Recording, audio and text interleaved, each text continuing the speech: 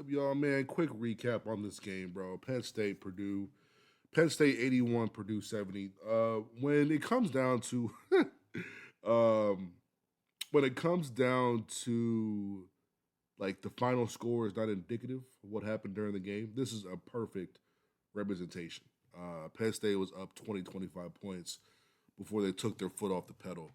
Um, and this is like best case scenario for Big Ten. If you're gonna win and beat a team like Purdue at home, a top 10 opponent, it's like you win by 10 or 11 points. You're not gonna push it to 20, 25, 30. They could have won this game by 30 points easily, 30 points easily. But sub some guys out, and the Purdue bench came in and they started to hoop. I mean, C.J. Cox, Brian Waddell, like these dudes came in and they were like diming and making shots and getting stops. Good for them, bro. Good for them. But when it comes down to it, man, I just want to talk about three things, man. First of all, uh, you can't you can't have a game like you did against Marquette and come out and do the exact same thing.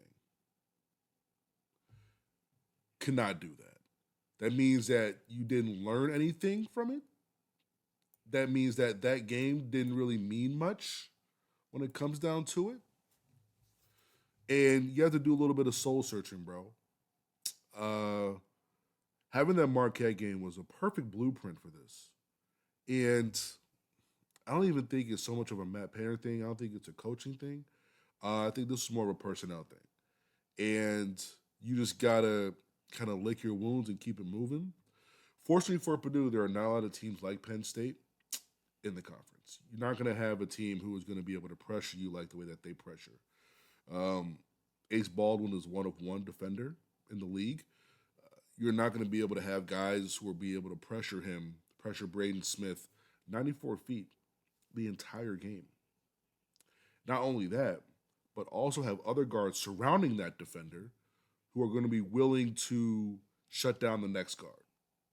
Then on the other end, have multiple guards be able to attack, make shots. Um, when the game was still pretty like when the game was a wrap, but Penn State was up like 25 or so, they were around 52% from the field, 43% from three, like 92% from the free throw line. Like this was a dominant performance. But if you are Purdue, like you have to look at if this happens again, you can't just let this happen for a third time. You got to be able to make major adjustments early on. You got to just give C.J. Cox the ball and put Braden Smith off the ball because you got to start running some sort of offense because that's happened twice now where Purdue is not able to run offense. They didn't run offense against Marquette. They couldn't run offense tonight against Penn State. If you can't run offense and you have this type of personnel that needs offense to be ran, you're going to be in trouble. You don't have the personnel to kind of ball screen and play out of it. You just don't have those type of guys on the roster. Period. So you got to be able to have things in motion where you could get Braden off the ball and you have CJ Cox there. This would have been a great game, especially when it kind of got out of hand, to just try him at the one, put Braden at the two, and kind of just figure out, okay, can this work in the future? Hey, let's get this on film here. That was probably the biggest downside. The biggest down thing was I don't think they came in with the correct game plan. Painter is great coach, best coach in the Big Ten, in my opinion. Um, but initially he came out with, "Hey, we're gonna get the ball in the post. We're gonna punish them on the inside." And Conan Niederheiser, he had a rough game because of how they approached it, because of how Purdue approached in punishing on the inside, got him in foul trouble, got him going. But the issue was there was no second step off that. There's got to be a next step. Okay, once he's in foul trouble, then what? Right?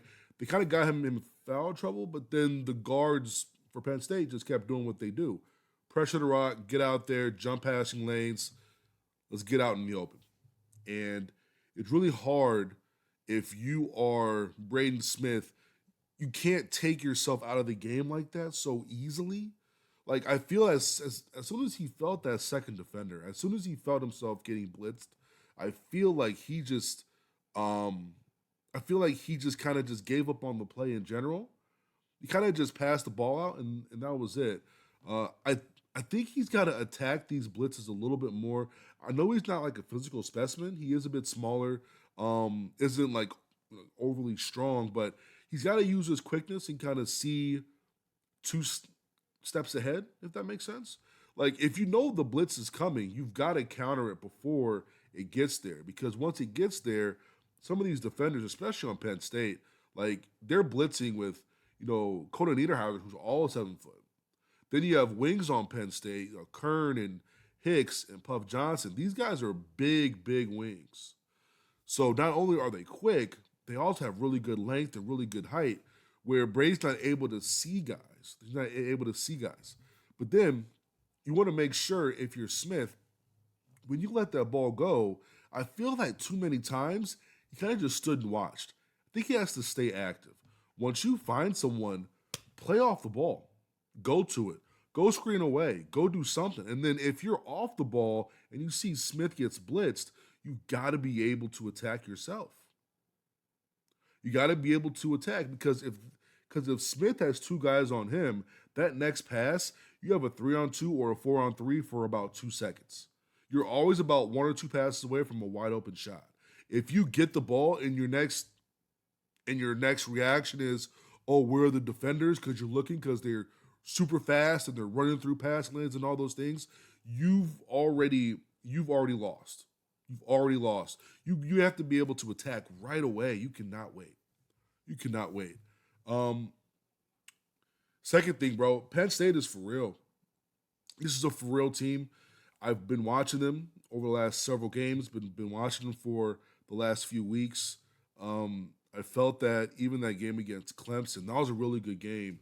If you go back and watch it, I mean, it's a one possession game throughout the entire second half. Then they had to play the Fallon game, so that's how it ended up 7 to 8 points. But that was a very good game throughout that entire second half. Clemson's a good ball club. Clemson just beat Kentucky, top 5 team.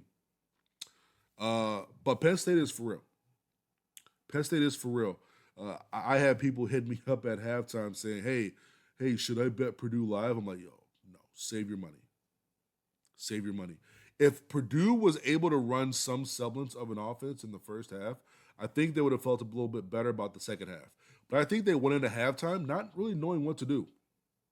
Honestly, I just think that their only counter was to play a little bit faster off turnovers, play a little bit faster off of makes, misses, try to get the ball down the court as fast as they can.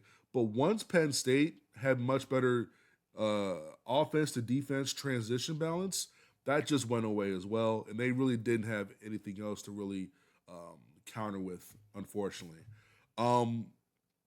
Third thing is, which kind of goes back to Braden Smith, is this team needs him to be an All-American all the time. Tonight, like, you need to be better than the person across from you. That's why All-Americans are All-Americans. They're All-Americans because the person that they're matched up against, they are much better than. And they have to win that every single time when they're out on the basketball court. Ace Baldwin was better today. And I don't think it was very close. Ace Baldwin was better. He took Braden completely out the game. And when I had somebody ask me, they're like, hey, why don't they run stuff for Braden? And that's why I went back to the whole CJ Cox deal, is who is going to be that creator for Braden? I think that should have been someone like Miles Colvin. I think he's talented enough. He's athletic enough. Did he put the right work in coming into the season? I'm not sure, because if you forget, he was not one of the first ones off the bench to start the year. He was like eighth, ninth person. If you go back and look at exhibitions, they have to find a way to create for Smith when this happens. And there's going to be a tough sledding moving forward. Texas A&M, very tough team. They got Wade Taylor. They got Obaseki. Um, then you got Auburn. Auburn just lost at Duke. And I think Duke is very, very, very, very good. And Auburn had, Auburn was in Cameron Indoor, giving them all that they can give them. That Auburn team's, to me, I know they just lost, but that's for me, that's the best team in the country. For me. Tough matchups there. They go deep. Gonna have to learn from this game. If you're Purdue, you have to learn from this game. If you're Penn State, you have to be able to handle a bit of success. I think Penn State coming into this game, I think they felt good about their matchup, especially watching the Marquette film. They're like, hey, we can replicate this. And I don't think they have the personnel to have a true answer if we're able to execute this correctly. And that's what they did. They did. I'm not sure who Penn State has next, but I did see that they go to Rutgers. Okay, they go to Rutgers, and then they got Coppin State, Drexel, Penn. They didn't really challenge themselves all that much in the non-con. So getting games like Purdue is going to be very important. Playing teams like Clemson close is going to be very, very important. But, back to, shout out to Waddell and shout out to CJ Cox and all those guys who were able to make this a metrics analytic friendly game. And if people didn't watch this game, they're going to see this like, oh, well, they only lost by 11. That's not bad.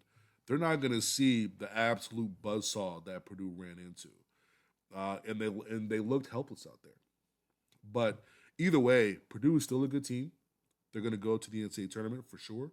They're still competing for a Big Ten championship. And that goes for Penn State. Purdue's going to have to bounce back quickly because they have some tough matchups ahead.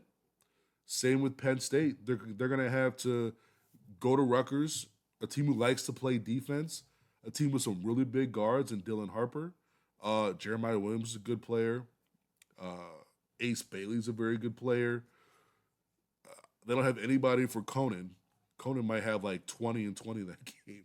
Who knows? But yeah, man. How'd you like the recap? Little recap. It's fresh on my brain. I haven't done any type of film yet on this game. Just want to come up here and just chat it with y'all, man. But y'all be easy. Enjoy the rest of your night. Peace.